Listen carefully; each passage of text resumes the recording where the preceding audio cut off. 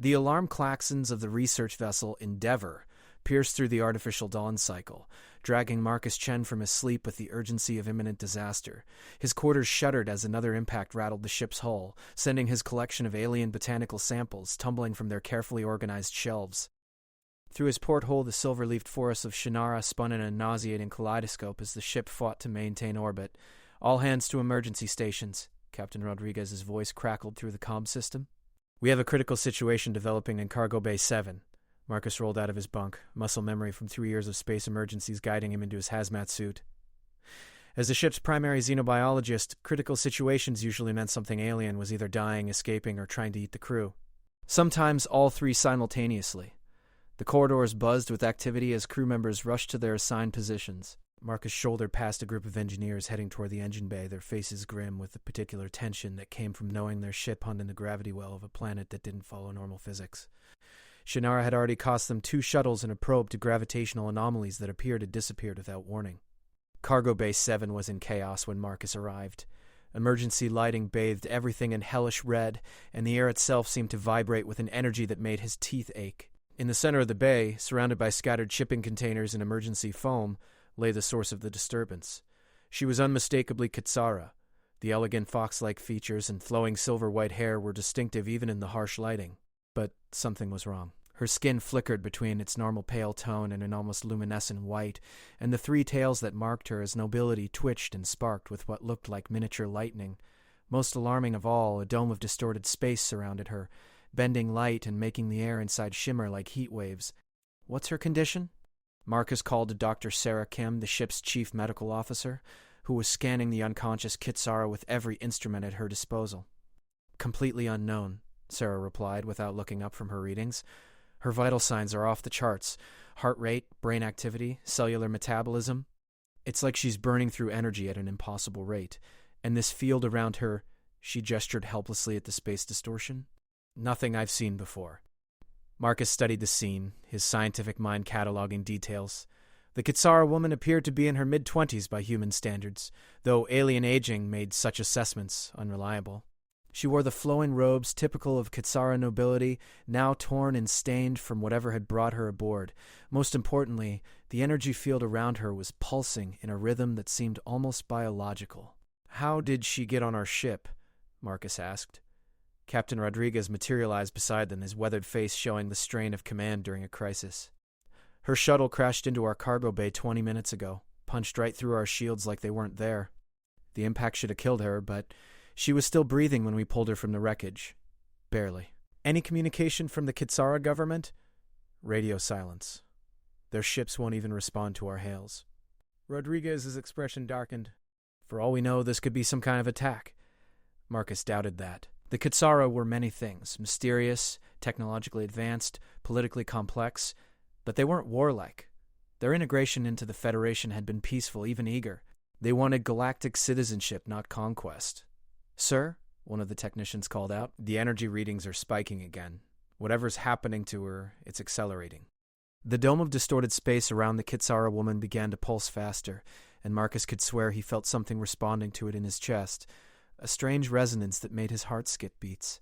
The sensation was uncomfortable and oddly intimate, like someone whispering his name from very far away. "We need to get her to medical," Sarah said urgently, "but I can't even touch her with that field active. Every time I try to extend a scanner probe through it, the readings go haywire." Marcus watched the woman's face, noting the way her features contorted as if she were fighting some internal battle.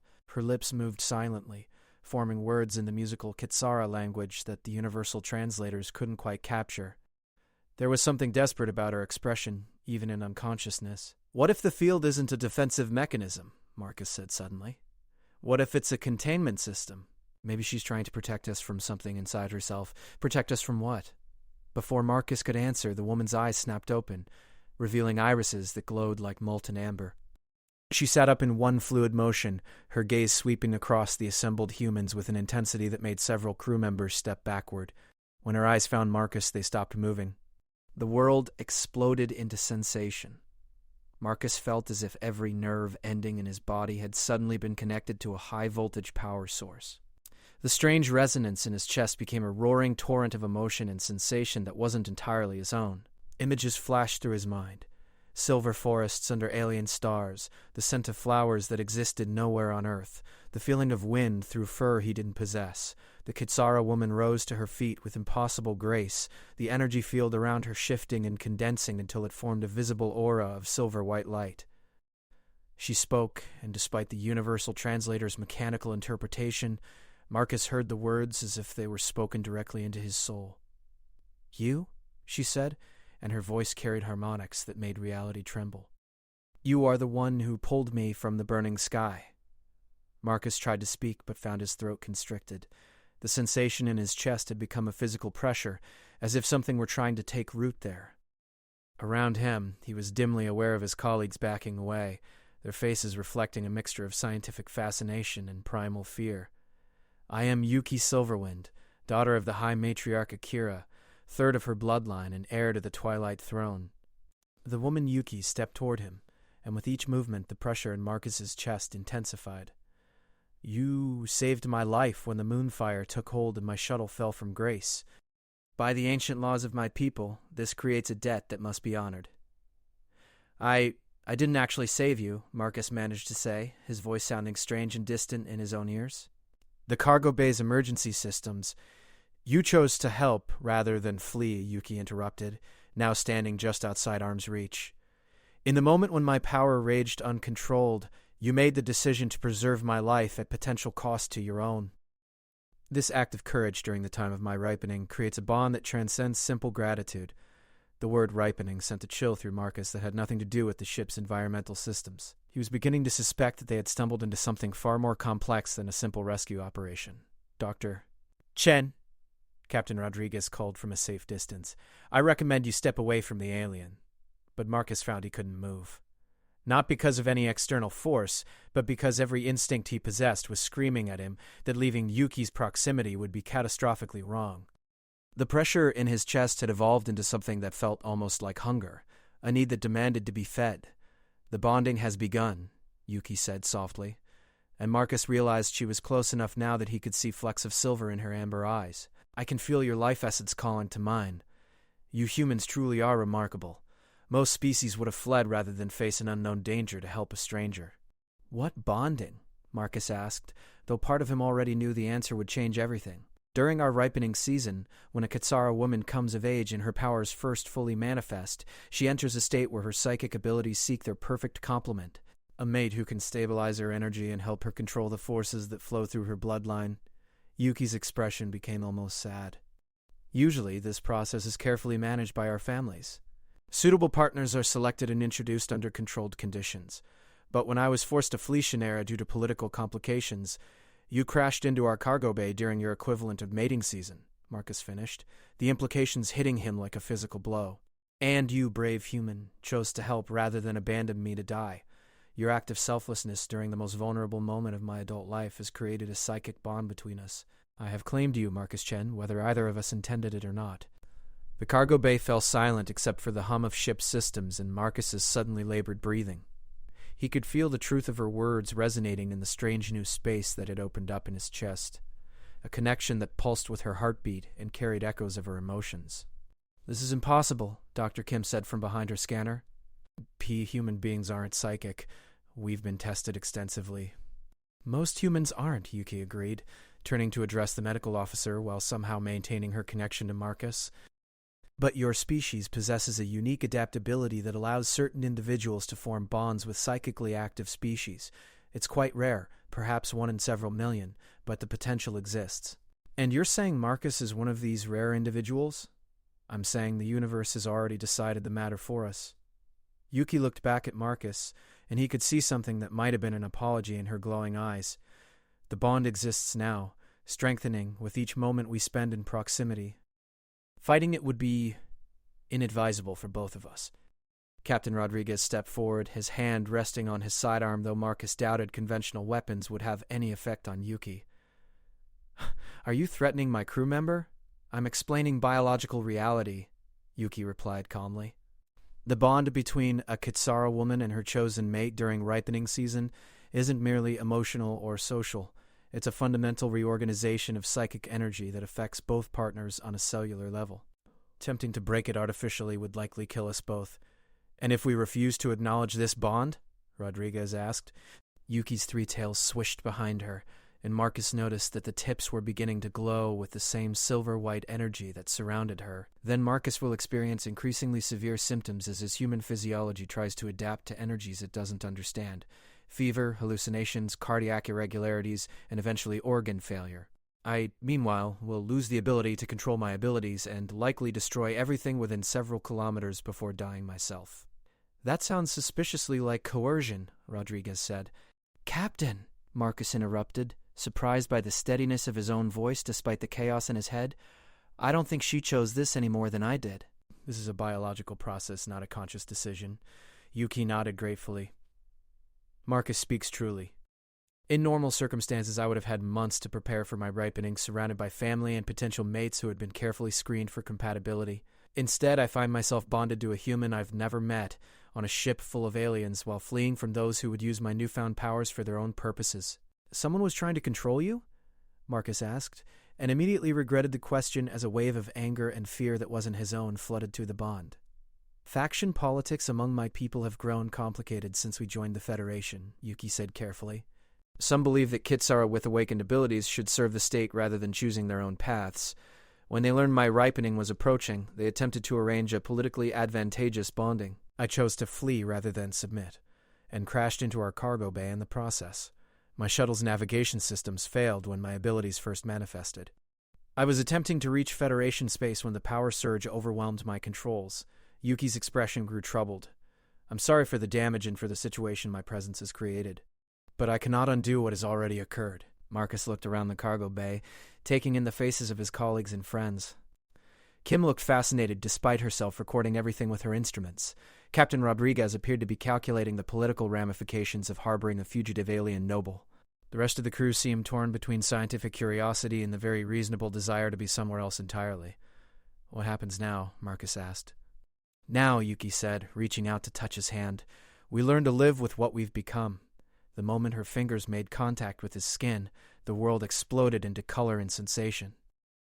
Marcus felt as if he were falling through space and time, experiencing fragments of Yuki's memories and emotions while his own thoughts scattered like leaves in a hurricane.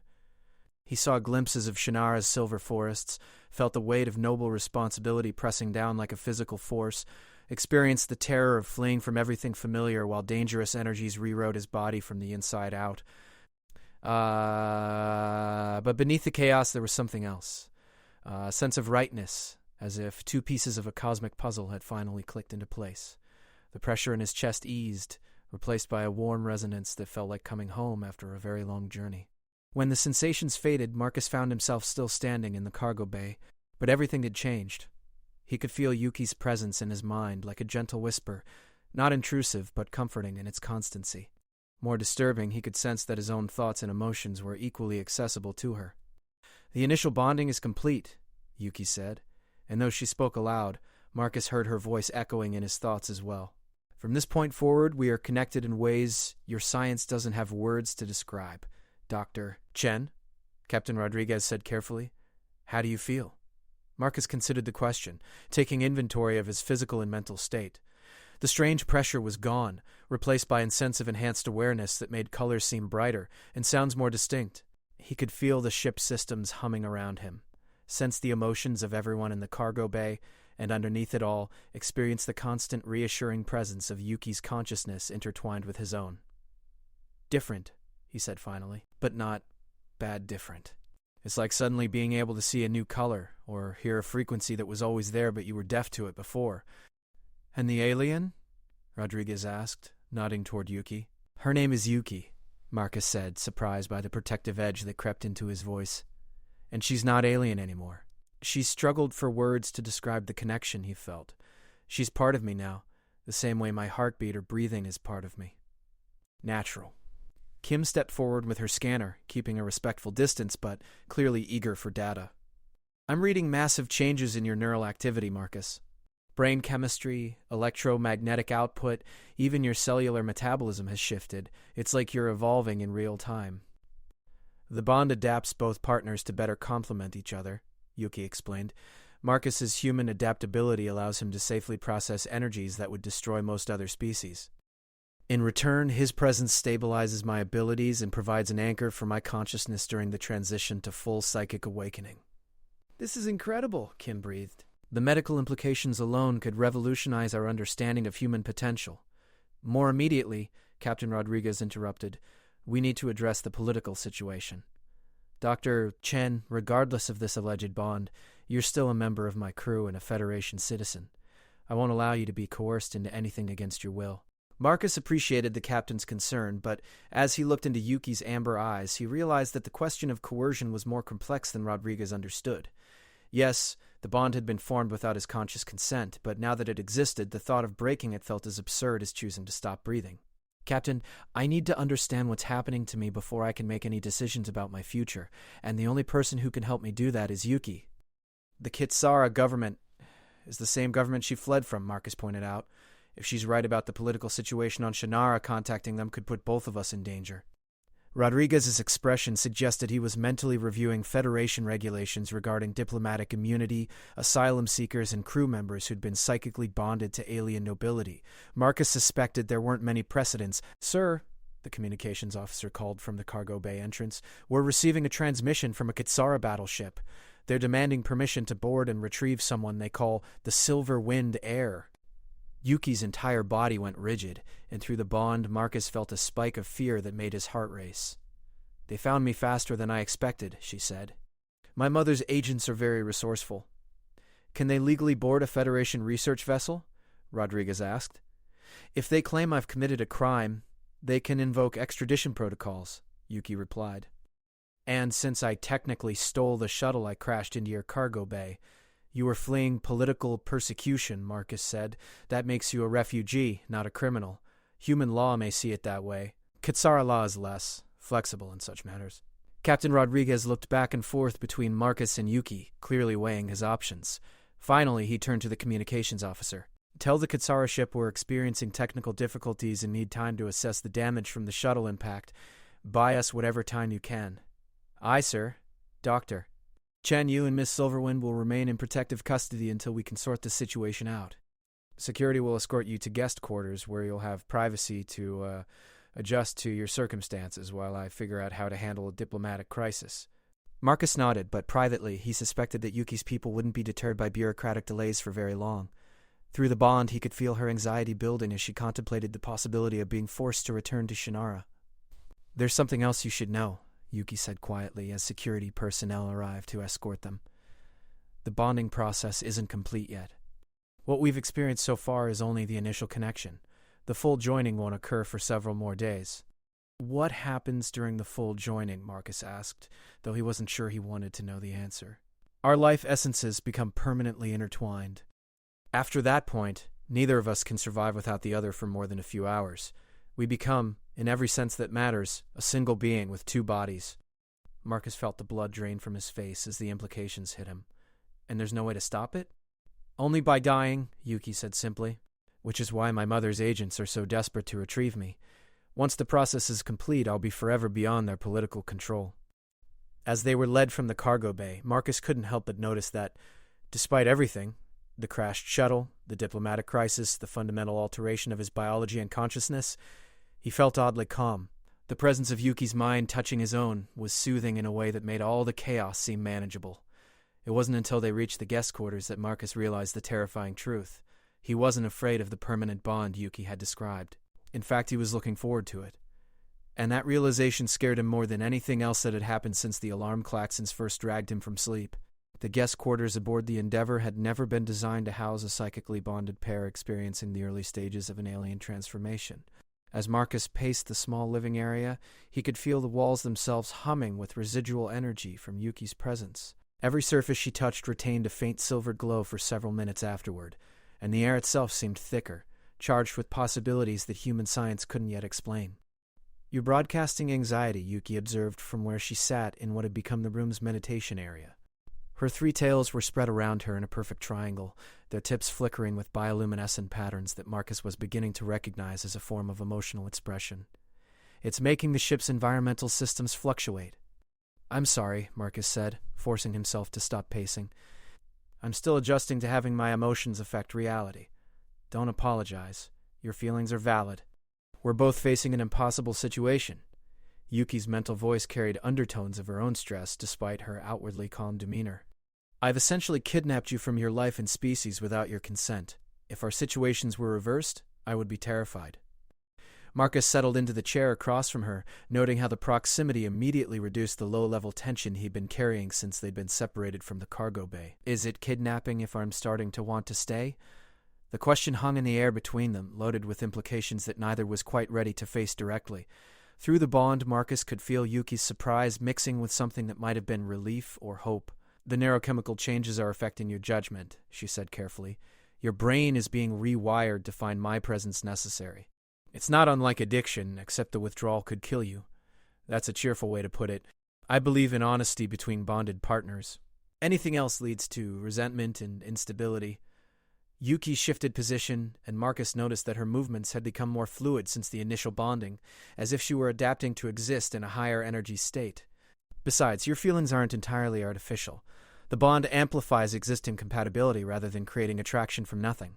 How do you know that? Because I can feel what you felt about me before the bonding began. She met his eyes, and Marcus saw ancient sadness there. You were curious about my species, respectful of our culture, and genuinely concerned for my welfare when you found me unconscious. Those emotions provided the foundation for everything that followed. Before Marcus could respond, the quarter's comm system activated. Captain Rodriguez's voice filled the room with barely controlled tension. Dr. G. Chen, we need you and Miss Silverwind in conference room 3 immediately. The situation with the Kitsara ship has escalated. Marcus and Yuki exchanged glances that carried entire conversations through their emerging bond. Whatever waited for them in the conference room, it wouldn't be good news. The corridors of the Endeavor seemed different as they made their way through the ship. Marcus noticed details that had been invisible to him before. The electromagnetic signatures of different crew members, the subtle ways that various alien technologies interacted with the ship's human-designed systems, the complex web of emotions and stress that permeated the vessel during a crisis. Your perceptions are expanding, Yuki explained privately. Humans who successfully bond with Kitsara often develop what you might call psychic sensitivity. Nothing as dramatic as telepathy, but enhanced awareness of patterns and connections that most beings miss. Is that why you people are so politically valuable? Enhanced perception in leadership roles? Among other reasons. A fully awakened Kitsara can sense deception, predict behavioral patterns, and sometimes even glimpse potential future outcomes. We make excellent negotiators, strategists, and counselors. Her mental voice carried bitter notes. We also make excellent weapons if someone can control us. Conference room 3 was crowded when they arrived. Captain Rodriguez sat at the head of the table, flanked by his senior officers. Dr. Kim had her mobile medical station set up in one corner, still recording data about Marcus's transformation. Most notably, a holographic display dominated one wall, showing the image of a Kitsara woman who bore an unmistakable resemblance to Yuki. High Matriarch Akira Silverwind, Rodriguez announced as Marcus and Yuki took seats at the table. Yuki's mother and, according to our diplomatic database, one of the most powerful political figures in Kitsara space. The hologram flickered as the transmission stabilized, revealing a woman whose presence commanded attention even through the limitations of recorded light. She wore robes that seemed to be cut from starlight itself, and her 5 tails marked her as someone of the highest noble rank. When her gaze found Yuki, the temperature in the room seemed to drop several degrees. "My daughter," Akira said, and her voice carried harmonics that made the ship's hull resonate. "You have caused considerable disruption with your impulsive flight from responsibility. Mother." Yuki's response was carefully neutral, but Marcus could feel the complex tangle of love, resentment, and fear that the sight of her parent evoked. "I chose freedom over slavery. I regret any inconvenience this may have caused." "Freedom?" Akira's laugh was like ice breaking. "You speak of freedom while hiding aboard an alien vessel bonded to a creature you've known for mere hours. How is this different from the arranged bonding you fled?" "The difference," Yuki replied, her 3 tails beginning to glow with agitation, "is choice. Marcus saved my life without expectation of reward. The bond formed naturally from genuine care and compassion, not political calculation." "Ah, yes." The human. Akira's attention shifted to Marcus, and he felt as if he were being dissected by someone who could see through flesh and bone to examine his very soul. "Tell me, Doctor. Chen, do you understand what has been done to you? I understand that your daughter was fleeing an arranged marriage and crashed into our ship during what amounts to a biological transition period," Marcus replied. surprised by his ability to speak normally under the high matriarch's scrutiny. I understand that helping someone in distress created an unexpected connection between us, and I understand that you're more concerned with the political implications than with either of our well-being. Several of the human officers shifted uncomfortably at Marcus's bold response, but Akira actually smiled, an expression that was somehow more unsettling than her earlier coldness. Interesting. Most beings find it difficult to think clearly when exposed to elevated psychic pressure. You adapt remarkably quickly. She studied Marcus for another moment before continuing. You're correct about my concerns, Dr. Chen. Yuki is not merely my daughter. She's the heir to the Twilight Throne and a strategic resource whose abilities could determine the future balance of power in our region of space. I'm not a resource, Yuki said, her voice carrying dangerous undertones. I'm a person with the right to choose my own destiny. You're a weapon that cost our people 50,000 years of genetic engineering to create, Akira replied bluntly. Your bloodline carries abilities that the rest of us can barely comprehend. Do you truly believe you have the luxury of putting personal desires above the welfare of billions? Through the bond, Marcus felt Yuki's emotions cycling rapidly between anger, guilt, and despair. The weight of expectation and responsibility that her mother represented was crushing. A lifetime of pressure to be something greater than herself at the cost of her individual identity. Miss Silverwind, Captain Rodriguez interrupted diplomatically. While we appreciate the complexity of your internal politics, Dr. Chen is a Federation citizen aboard a Federation vessel. Any decisions about his future must take that into account. Of course, Captain. Which is why I'm here to offer a compromise that serves everyone's interests. Akira's smile became sharp enough to cut. Return my daughter to Kitsara space, and we'll provide the Federation with technological advances that will revolutionize your understanding of psychic phenomena. Refuse, and we'll invoke Article 7 of the Interspecies Cooperation Treaty. Dr. Kim looked up from her instruments. What's Article 7? The right to reclaim stolen cultural artifacts, Rodriguez said grimly. If they can prove that Dr. Chen has been fundamentally altered by Kitsara technology or biological processes, they could argue that he's become a hybrid entity subject to their jurisdiction. That's ridiculous, Marcus protested. I'm still human. Are you? Akira asked quietly. Dr. Kim, what do your medical scans show? The ship's doctor hesitated, clearly uncomfortable with being drawn into a diplomatic conflict. Marcus's neural activity has changed significantly. His brain is processing information in patterns I've never seen before, and his cellular metabolism has shifted to accommodate new forms of energy. Technically, he's still biologically human, but functionally, he's become something new, Akira finished.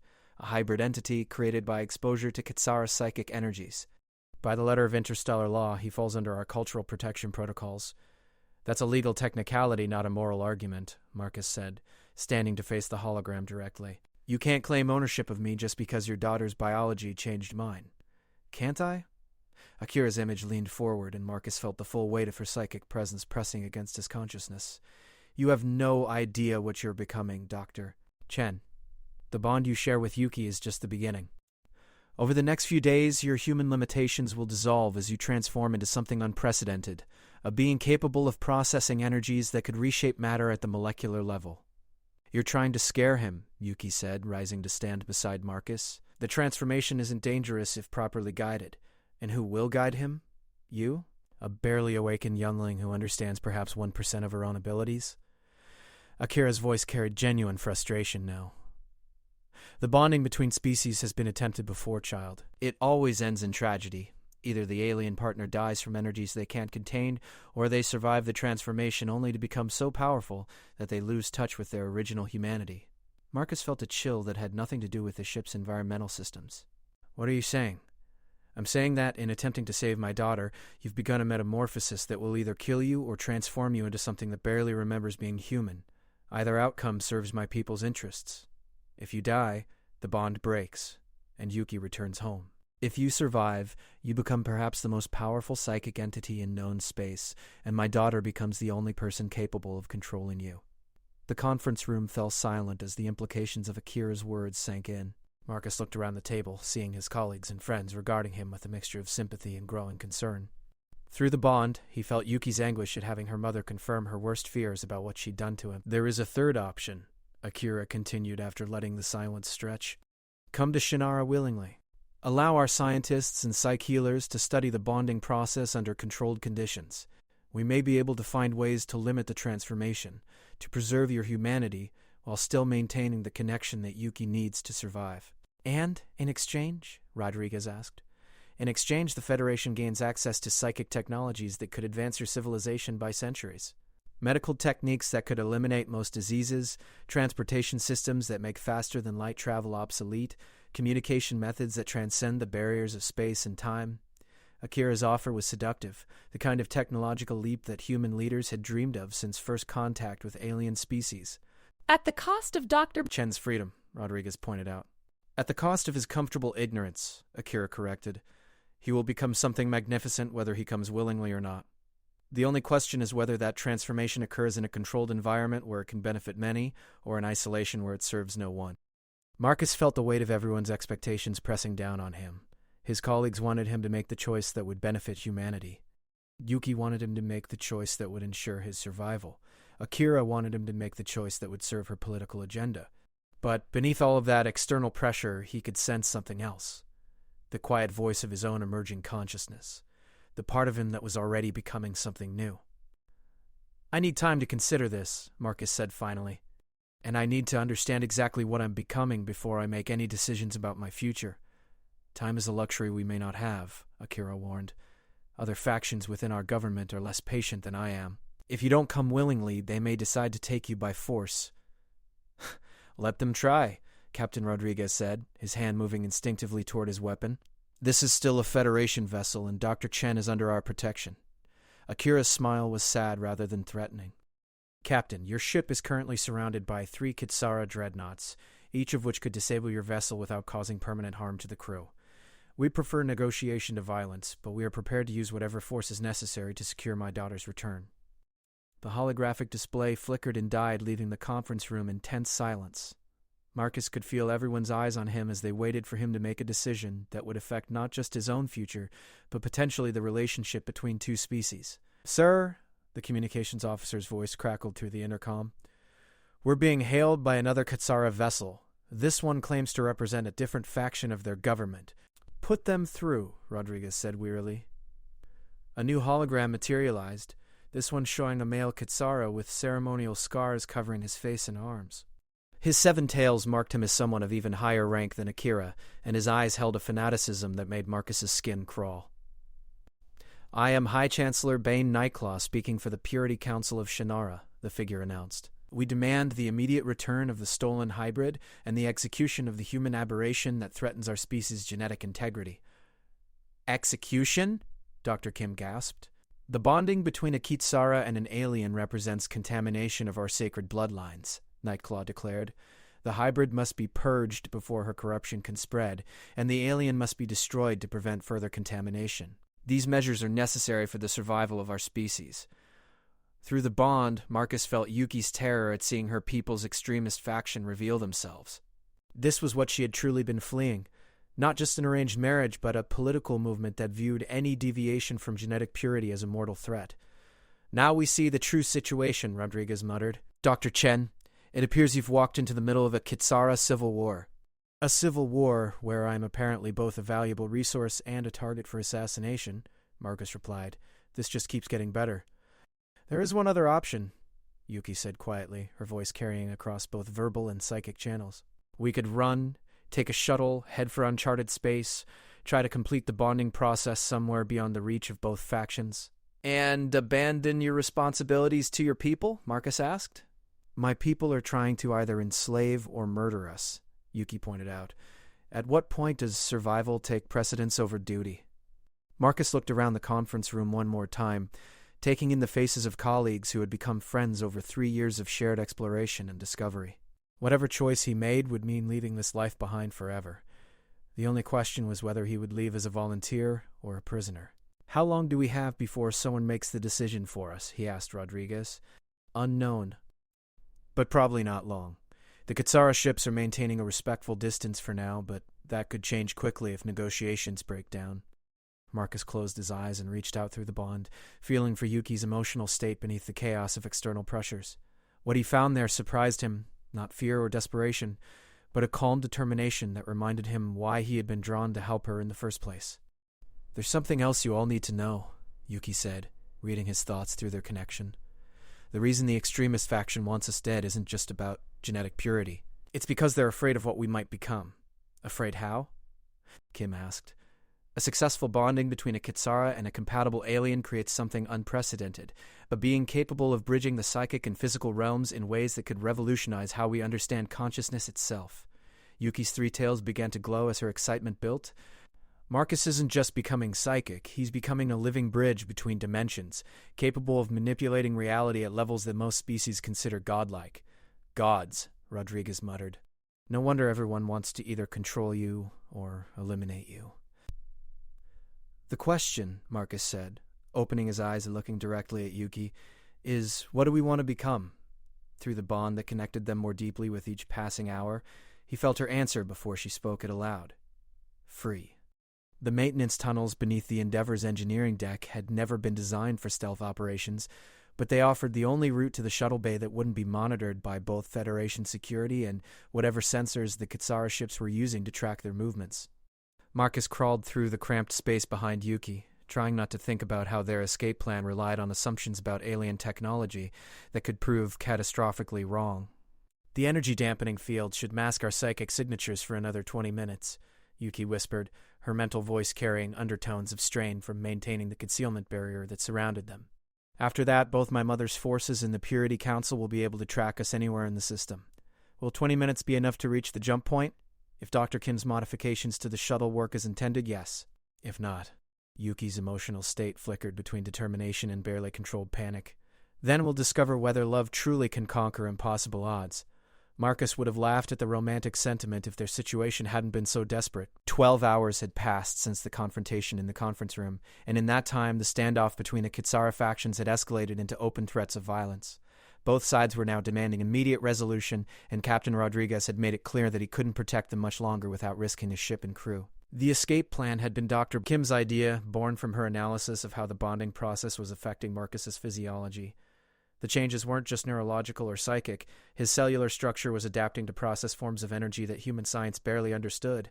More importantly, those changes were accelerating as the permanent bond approached completion. I can't guarantee this will work, Kim had warned them during the hasty briefing. But if my calculations are correct, Marcus should be able to interface directly with the shuttle's navigation systems once the bond fully manifests. Essentially, you'd become a living jump drive. The theory was that Marcus's transformed consciousness could navigate hyperspace in ways that normal technology couldn't achieve, opening pathways to regions of space that were effectively unreachable by conventional means. It was brilliant, desperate, and completely untested, exactly the kind of plan that appealed to someone facing impossible choices. They reached the access hatch leading to Shuttle Bay 2 just as Marcus felt the first warning tingles that indicated Yuki's concealment field was beginning to weaken. Through the bond, he could sense her exhaustion from maintaining abilities she was still learning to control. I can hold it for maybe 5 more minutes, she warned as they prepared to enter the bay. That'll have to be enough. Marcus triggered the hatch release and dropped into the shuttle bay, landing with practiced grace despite the disorientation of existing partially outside normal space-time. The bay was darker than usual, with most of the lighting systems powered down to reduce the energy signatures that might attract attention. In the center of the space sat the modified shuttle Pioneer, its hull gleaming with new modifications that Dr. Kim had installed during the past few hours. The quantum resonance chamber is online, Kim's voice whispered through their hidden comms. All you need to do is establish a neural interface with the navigation system and think about where you want to go. Think about it? Marcus asked as he and Yuki made their way toward the shuttle. That's your technical instruction? I'm operating on theories that are barely supported by data. The best I can give you is educated guesses and hope. They reached the Pioneer without incident, but as Marcus began the startup sequence, alarms began sounding throughout the ship. Through the bond, he felt Yuki's concealment field finally collapse as her strength gave out. They know we're here, she gasped, leaning against the shuttle's hull as exhaustion overwhelmed her. Dr. Chen, Captain Rodriguez's voice boomed through the shuttle bay's comm system. Stand down immediately. We've received new intelligence that changes everything. Marcus hesitated with his hand on the shuttle's entry controls. What kind of intelligence? The Kitsara Civil War has spread beyond Shannara. 3 other star systems have declared independence from the central government, and refugee ships are flooding Federation space. Your bonding isn't an isolated incident. It's apparently triggered a cascade of similar events across their territory. Through the shuttle's sensors, Marcus could see Federation security teams taking positions around the bay. They weren't pointing weapons, but their body language suggested they were prepared to use force if necessary. "Sir," Yuki called out, her voice carrying the formal tones of Kitsara nobility, "if what you say is true, then our escape becomes even more necessary. We're not just fleeing for our own lives. We're potentially the key to understanding how to help others in similar situations. Or you're the catalyst that started a war," Rodriguez replied. "Either way, running into uncharted space isn't going to solve anything." Marcus felt the truth of the captain's words, but he also felt the approaching presence of multiple Kitsara ships as they closed in on the Endeavor. Whatever political crisis their bonding had triggered, it was about to arrive at their location with overwhelming force. "Company's coming," he warned, pointing to the bay's viewing port where new energy signatures were appearing on the edge of sensor range. "Damn it." Rodriguez's frustration was audible even through the comm distortion. "All hands, prepare for potential boarding action." "Chen, you and Miss Silverwind have approximately 10 minutes before this situation spirals completely out of control." Marcus looked at Yuki, seeing his own mixture of fear and determination reflected in her amber eyes. The bond between them had grown stronger over the past hours, reaching the point where their emotions and thoughts moved freely between them. He could feel her absolute trust in his judgment, just as she could sense his growing certainty about what they had to do. "We go now," he said, keying the shuttle's entry sequence. Whatever consequences we're running toward have to be better than the ones we're running from. The Pioneer's interior had been extensively modified, with Dr. Kim's quantum resonance chamber taking up most of the passenger compartment. The device looked like a cross between a medical scanner and an alien artifact, its crystalline core pulsing with energy patterns that made Marcus's transformed nervous system tingle with recognition. "Initiating launch sequence," he announced as they strapped into the pilot's seats. "Kim, are you monitoring our readings? Every instrument I have is focused on you two. Whatever happens next, we'll at least have data for the next poor souls who try this." The shuttle lifted off smoothly, its modified engines producing almost no detectable energy signature as it exited the bay. Marcus could feel the presence of the Kitsara ships pressing against the edges of his consciousness, their crew's emotions adding background noise to his expanding awareness. "They're not trying to stop us," Yuki observed, her mental voice tight with confusion. "Both factions are allowing us to leave the Endeavor."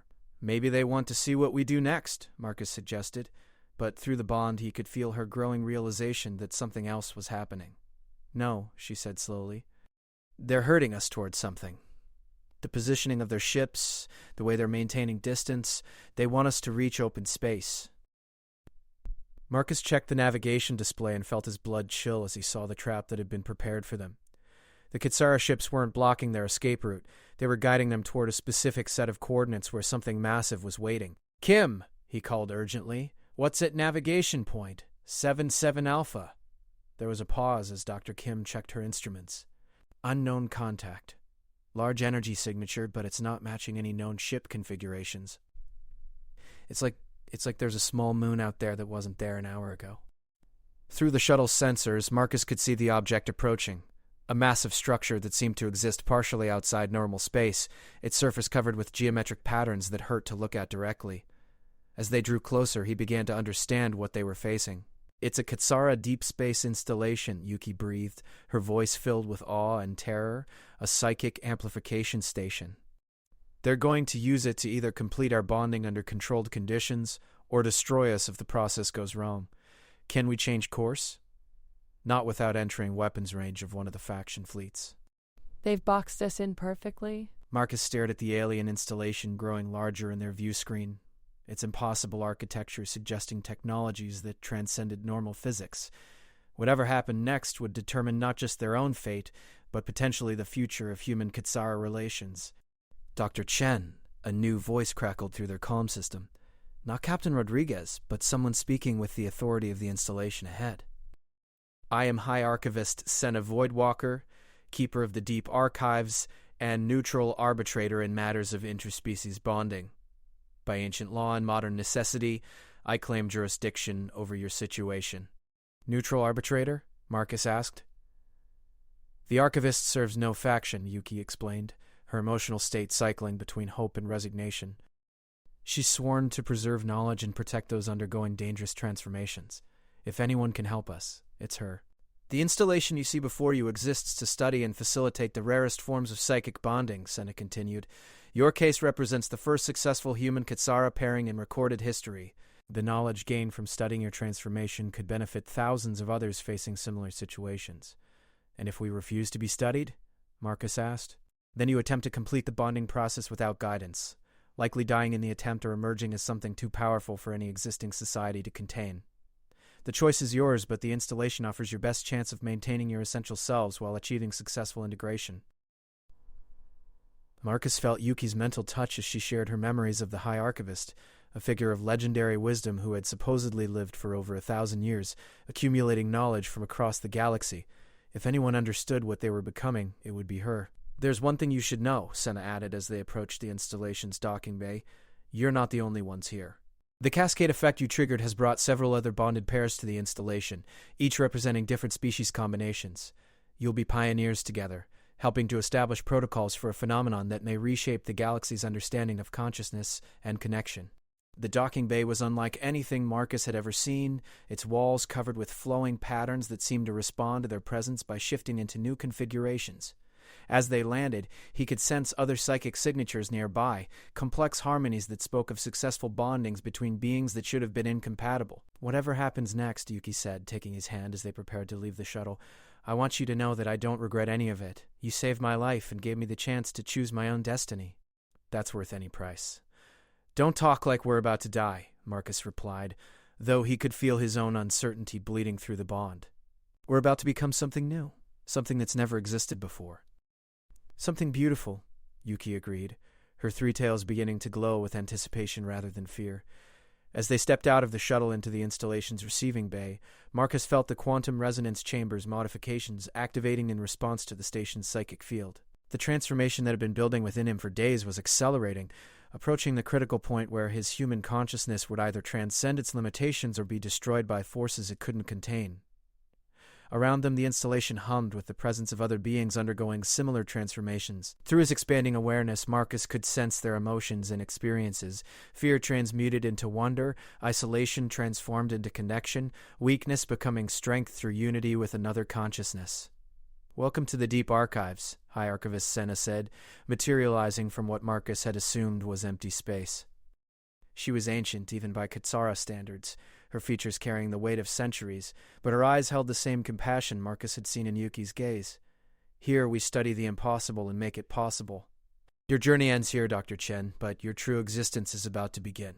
As Senna led them deeper into the installation, Marcus felt the last barriers between his consciousness and Yuki's beginning to dissolve.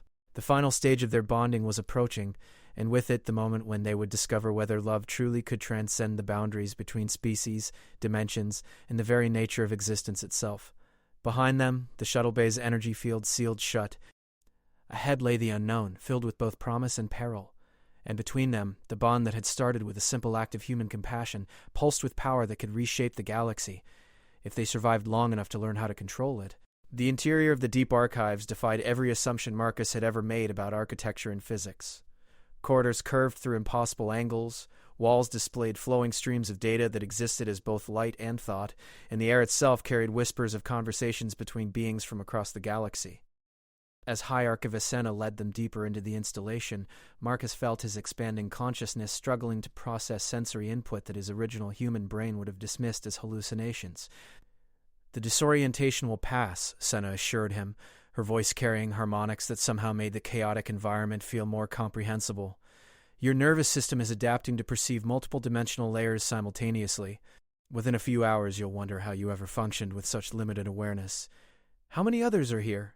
Yuki asked, her mental voice tight with curiosity and concern about what they might encounter. Currently, we have 7 bonded pairs in various stages of integration, Senna replied, gesturing toward alcoves that branched off from the main corridor. A hegemony warrior linked with a crystalline entity from the Andromeda sector, twin humans who achieved spontaneous bonding with each other, a gaseous intelligence paired with a silicon-based engineer.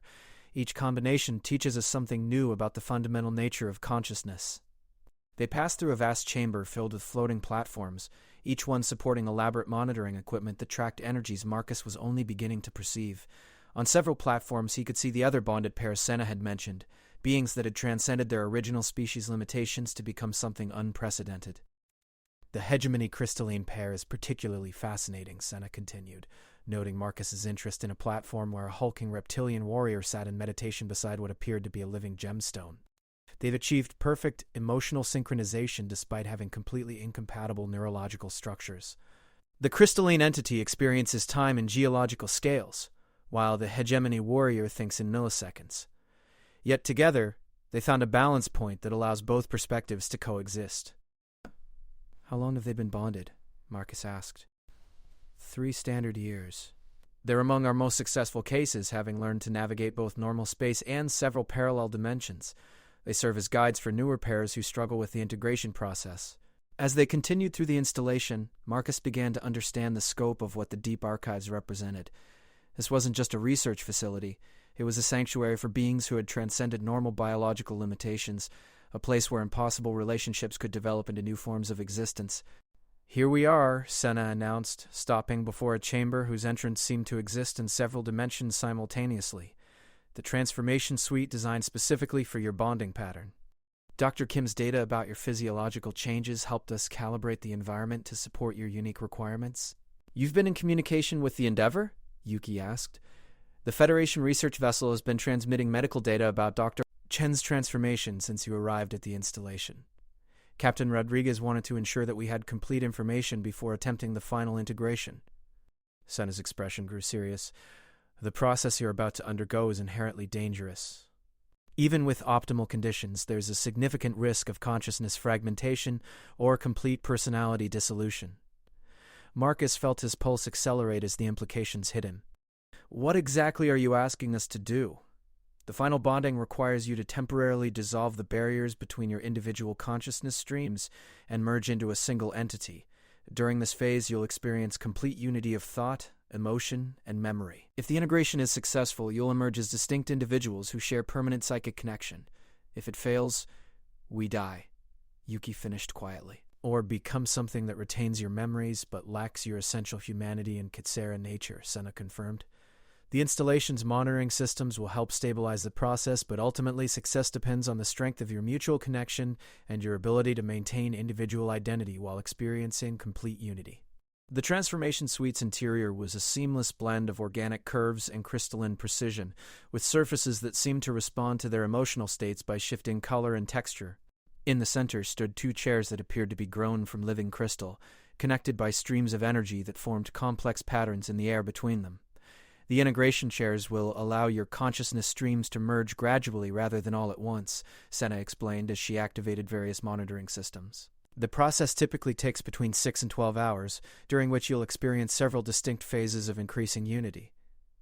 "What should we expect?" Marcus asked, settling into one of the chairs and immediately feeling his awareness expand as the crystal matrix interfaced with his nervous system.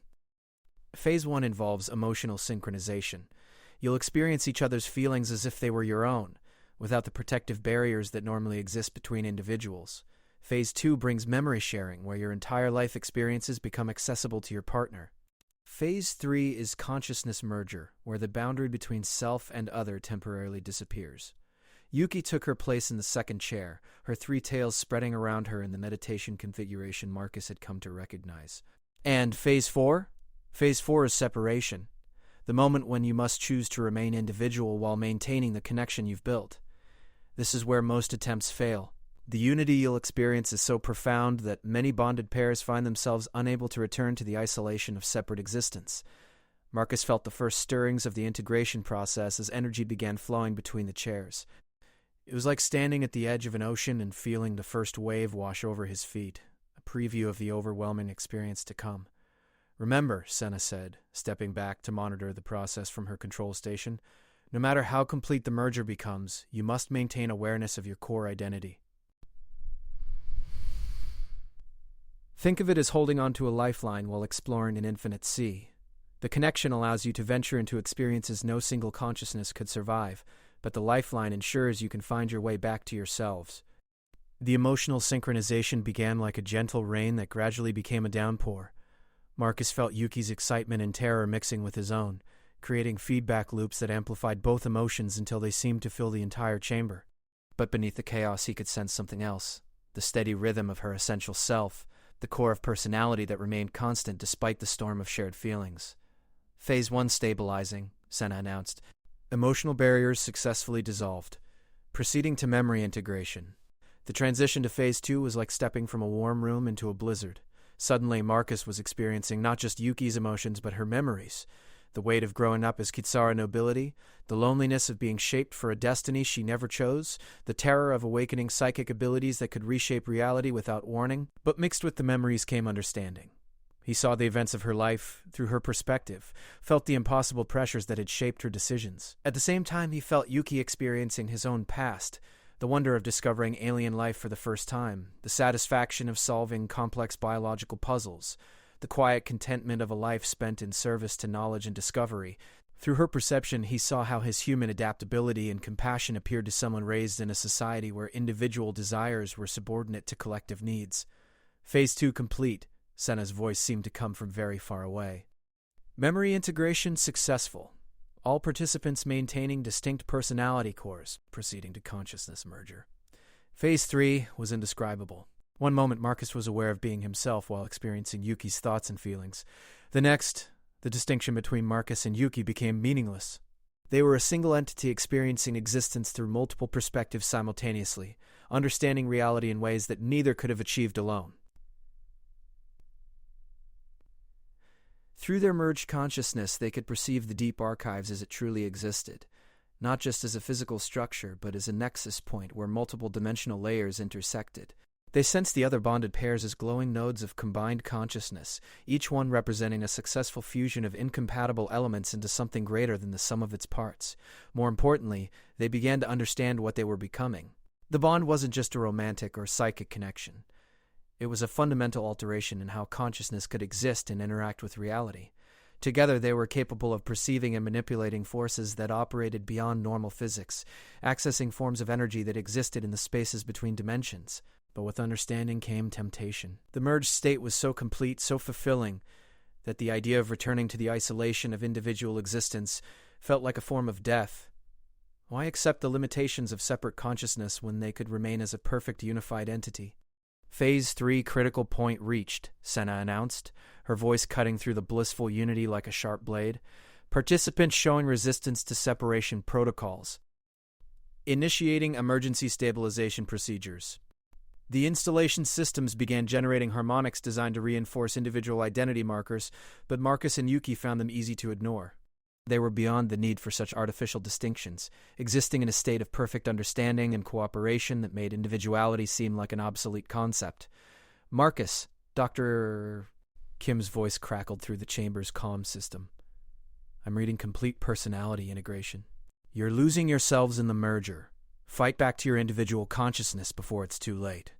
The warning struck something deep within their unified awareness, a memory of who they had been before the bonding began. Marcus remembered the satisfaction of solving scientific problems alone, the pleasure of individual achievement, the uniquely human experience of growth through struggle. Yuki recalled the joy of making personal choices, the importance of maintaining her own identity, even within her culture's collective expectations. Slowly, painfully, they began to pull apart. Not completely, the connection they had built would remain forever, but enough to restore the boundaries that defined them as individuals. The process felt like tearing away part of themselves, but gradually, Marcus became aware of being Marcus again, distinct from but permanently connected to Yuki. Phase 4 complete, Senna announced with obvious relief. Separation successful, integration stable. Congratulations, you've achieved perhaps the most complex bonding pattern we've ever recorded. Marcus opened eyes he didn't remember closing, finding himself still in the crystal chair but somehow fundamentally changed. The world around him was richer, more complex, filled with layers of reality he had never been able to perceive before, and at the center of it all was Yuki's presence in his consciousness, not intrusive or overwhelming, but natural and essential as his own heartbeat. "How do you feel?" Yuki asked, and Marcus realized she was speaking both aloud and directly into his mind, using a form of communication that transcended normal sensory channels. Different. But still myself, if that makes sense. Marcus stood carefully, testing his balance as his nervous system adapted to its new capabilities. "I can feel you thinking, but I can also feel where your thoughts end and mine begin." The perfect balance, Senna observed, studying her instruments with satisfaction. This bonding pattern could serve as a template for future human-Kitsara pairs. Future pairs? Marcus asked. The cascade effect your bonding triggered hasn't stopped. Across Kitsara space, others are attempting similar connections with various alien species. Most are failing without proper guidance, but a few are succeeding. The deep archives may become a permanent sanctuary for beings who choose to transcend their species' limitations. Through his enhanced awareness, Marcus could sense the truth of Senna's words. Somewhere in the galaxy, other impossible pairs were discovering that love and compatibility could overcome biological incompatibility, that consciousness itself was far more flexible than any species had imagined. What happens now? Yuki asked. We can't return to our old lives, but we can't stay here forever either, now Senna said with a smile that suggested she had been waiting for that question. You become ambassadors for a new form of existence. The galaxy's changing, Dr. Chen. Beings are discovering that the barriers between species are less absolute than we believed. Someone needs to help guide that transition, to serve as an example of what's possible when different forms of consciousness learn to work together. Marcus looked at Yuki, seeing his own excitement and determination reflected in her amber eyes. Through their bond, he could feel her absolute confidence in their ability to help others navigate the challenges they had just overcome. Where do we start? He asked. With the others who are waiting for guidance, Senna replied, gesturing toward the chamber's viewing port where stars wheeled in patterns that spoke of infinite possibilities. The universe is about to discover that consciousness itself is the ultimate frontier. As they left the transformation suite, Marcus felt the last pieces of his old identity settling into place alongside his expanded awareness. He was still human, still a scientist, still committed to understanding and helping others. But he was also something new, a bridge between species, a living example of what cooperation and love could achieve when they transcended the boundaries of biology and culture. The galaxy would never be the same. And for the first time since this journey began, Marcus found himself looking forward to discovering what came next. 6 months after the bonding ceremony at the Deep Archives, Marcus stood on the observation deck of the newly commissioned vessel, Unity, watching as another impossible rescue played out in the space before them. Through the reinforced viewing port, he could see a hegemony battleship locked in a slowly decaying orbit around a collapsing star, its engines failing and its crew trapped by gravitational forces that conventional technology couldn't overcome. The survivors are broadcasting a distress signal in 17 different languages, reported Lieutenant Commander Sarah Kim, who had transferred from the Endeavour to serve as the Unity's chief medical officer. But they're also transmitting something else, emotional resonance patterns that suggest at least 2 bonded pairs aboard. Confirmed, Yuki said from her position at the ship's psychic navigation console, a piece of technology that hadn't existed before the Deep Archives began sharing hybrid consciousness research with Federation scientists. I'm detecting merged consciousness signatures, one human hegemony pair and something that might be an Andromedan crystal entity bonded with a gas phase intelligence. Marcus nodded, already reaching out through his enhanced awareness to touch the edges of the trapped being's consciousness. What he found there confirmed their worst fears. The bonded pairs were destabilizing, their connections fragmenting under the stress of imminent death and the star's chaotic energy output. Captain Torres, he called to the bridge, we need to move quickly. The gravitational distortions are interfering with the bonding patterns. If we don't get them clear within the next hour, we'll lose all 4 consciousness streams. Understood, Captain Elena Torres replied through the comm system. She was one of the new generation of Federation officers, trained specifically to command vessels that operated beyond the normal boundaries of space and physics. Helm, bring us to optimal rescue position. Engineering, prepare the quantum extraction protocols.